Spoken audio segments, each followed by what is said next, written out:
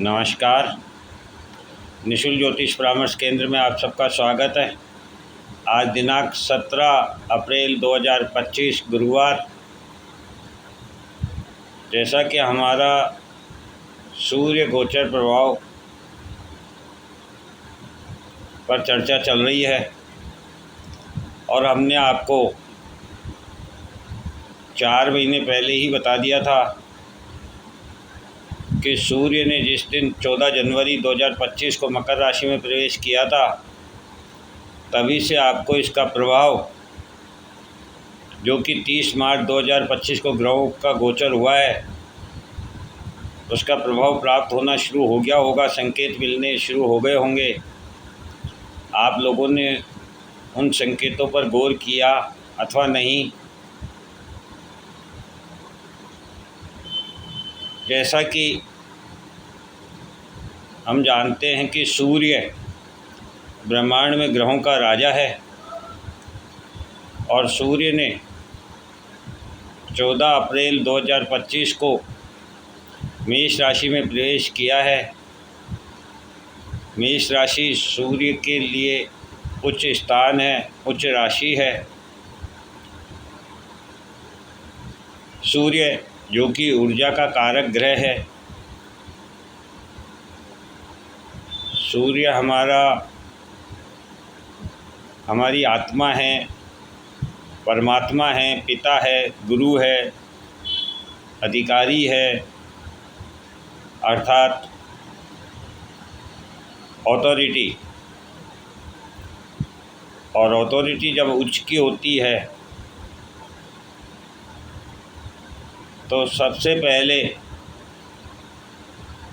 मानव प्रवृत्ति के अनुसार हमें प्राउड, घमंड होने लगता है। जब भी हमें कोई चीज़ प्राप्त होती है अपने जीवन में, फिर वह चाहे धन हो, पद प्रतिष्ठा, मान सम्मान हो, पद प्रतिष्ठा, मान सम्मान हो, धन हो, तो हमें अभिमान होने लगता है। और सूर्य जो कि दायित्वों को दिखाते हैं, सूर्य स्वयं जलकर, अग्नि का ताप सहकर प्रकृति को प्रकाश देते हैं, ऊर्जा देते हैं, सृजन का कार्य करते हैं, विकास देते हैं। और 1 नंबर राशि सृजन को दिखाती है।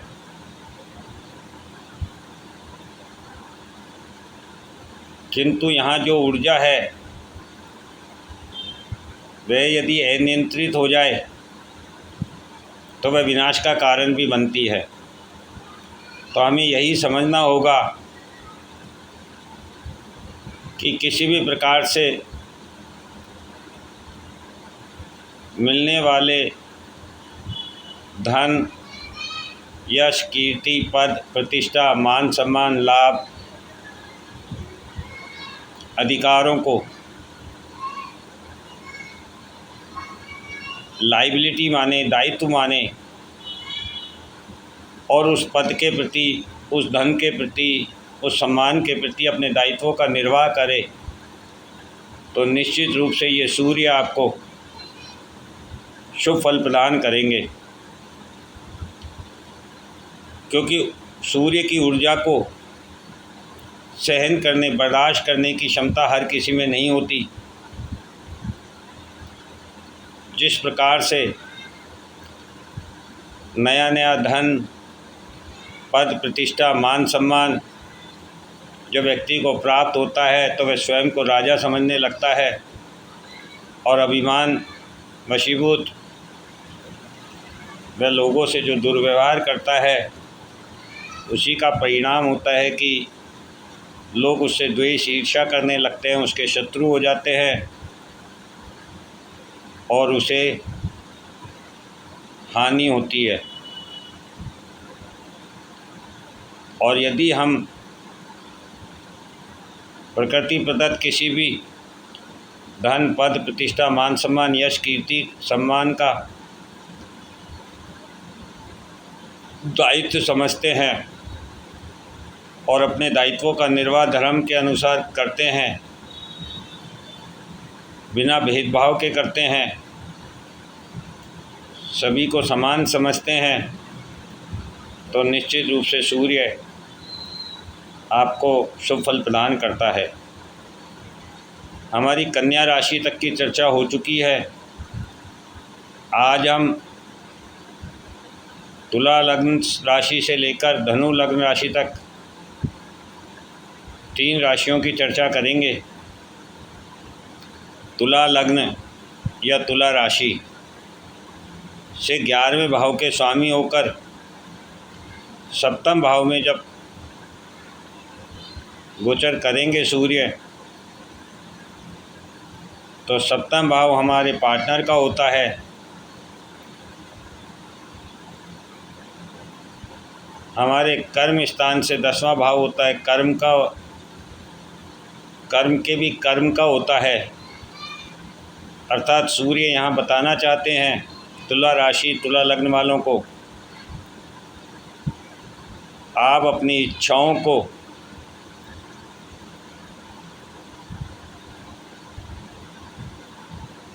अपने कर्म पर ध्यान दें, कर्म में परिवर्तित करें। जितना ज़्यादा आप जनता से जुड़ कर के रहेंगे, उतना ज़्यादा आपको सम्मान प्राप्त होगा। जितना ज़्यादा आप सामने वाले को महत्व देंगे, उतना ज़्यादा आपको सम्मान प्राप्त होगा, धन प्राप्त होगा, लाभ प्राप्त होगा, आपकी इच्छाओं की पूर्ति होगी।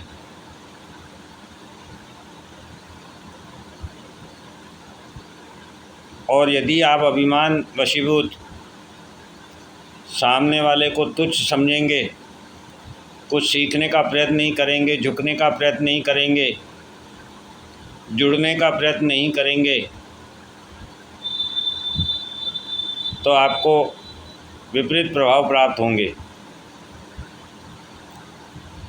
इसी प्रकार वृश्चिक राशि के 10वें भाव के स्वामी होते हैं और 6ठे भाव से गोचर करेंगे। वृश्चिक राशि जिसके स्वामी मंगल होते हैं और ये जल तत्वीय राशि होती है, अर्थात ये लोग गहराई से चिंतन मनन करते हैं, अध्ययन करते हैं।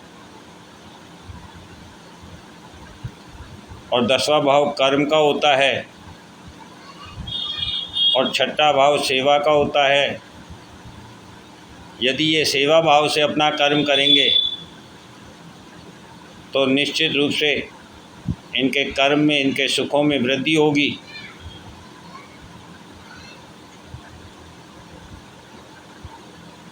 और यदि ये कंपटीशन करेंगे, अपने अधिकारों का दुरुपयोग करेंगे, अपने कार्य क्षेत्र का दुरुपयोग करेंगे, तो इन्हें ऋण रोग शत्रुओं से परेशानी होगी, जिसके कारण इनके घर में अशांति उत्पन्न होगी और इनको मानसिक तनाव भी हो सकता है।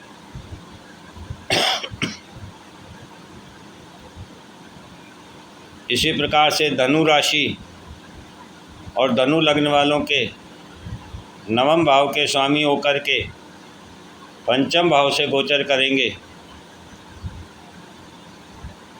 9वां भाव जो कि धर्म का है, हमारे भाग्य का है, पूर्वजों का है, और 5वां भाव हमारे पूर्व जन्म का है, संतान का है, प्रेम प्यार का है।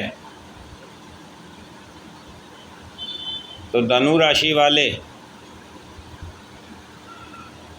यदि अपने धर्म का पालन करते हुए, अपने पूर्वजों के द्वारा बताए हुए मार्ग पर चलकर सभी से संतान जैसा प्रेम करेंगे, संतान की भांति सभी का पालन पोषण करेंगे, तो निश्चित रूप से इनको इस गोचर का प्रभाव शुभ फल प्राप्त होगा। और इसके विपरीत कार्य करने पर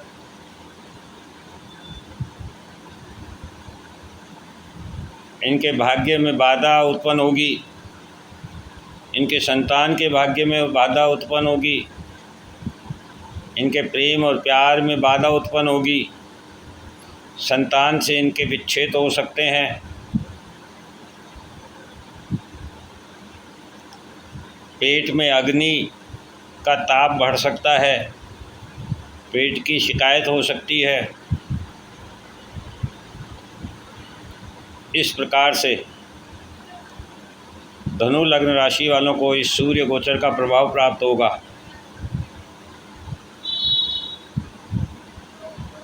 और हमने आपको ये भी बताया था कि 30 मार्च 2025 को जो ग्रहों का गोचर हो रहा है वह हमें ये बता रहा है कि हमारे जो भी मन की इच्छाएं हैं, जो मन में दबी हुई हैं, जो हम करना चाहते थे कर नहीं पाए, किसी को कहना चाहते थे कह नहीं पाए, जिन रिश्तों को छोड़ना चाहते थे उन्हें छोड़ नहीं पाए, जिन रिश्तों को पाना चाहते थे वह पा नहीं पाए,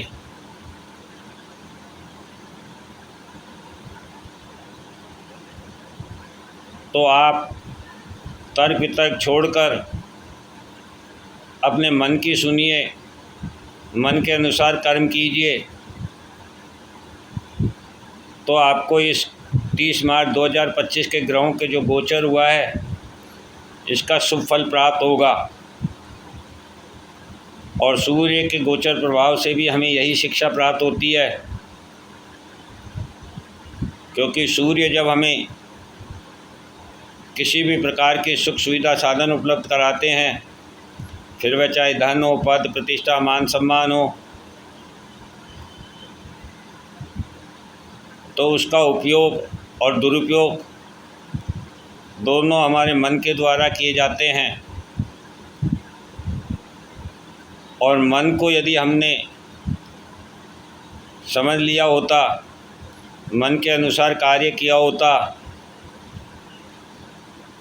तो निश्चित रूप से इस सूर्य के गोचर प्रभाव का हमें शुभ फल प्राप्त होगा, क्योंकि फिर हम इसकी ऊर्जा को नियंत्रित कर सकेंगे। जब आप अपने मन की कर लेते हैं तो आपको एक संतुष्टि प्राप्त होती है, और जब संतुष्टि प्राप्त होती है तो ऊर्जा अनियंत्रित नहीं होती है। ऊर्जा अनियंत्रित तभी होती है जब आप अपने मन की नहीं कर पाते हैं, तो फिर आप ऊर्जा को भी नियंत्रित नहीं कर पाते हैं। और ऐसी स्थिति में आपके निर्णय गलत होते हैं, और उन गलत निर्णयों के कारण ही आपको कष्ट प्राप्त होता है। इसलिए अभी भी समय है, अपने मन की सुनिए, मन के अनुसार कर्म कीजिए, तो आप देखेंगे कि इस ऊर्जा को आप आसानी से नियंत्रित कर सकते हैं। क्योंकि जब तक मन संतुष्ट नहीं होगा आप ऊर्जा का सदुपयोग नहीं कर पाएंगे।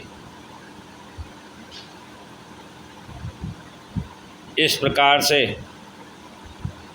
ये सूर्य के गोचर प्रभाव की हमने आज तुला लग्न राशि से लेकर धनु लग्न राशि तक की चर्चा की। अब 3 राशियां शेष बचती हैं, मकर राशि से लेकर मीन राशि तक, जिसकी चर्चा हम कल करेंगे। जय हिंद, जय भारत।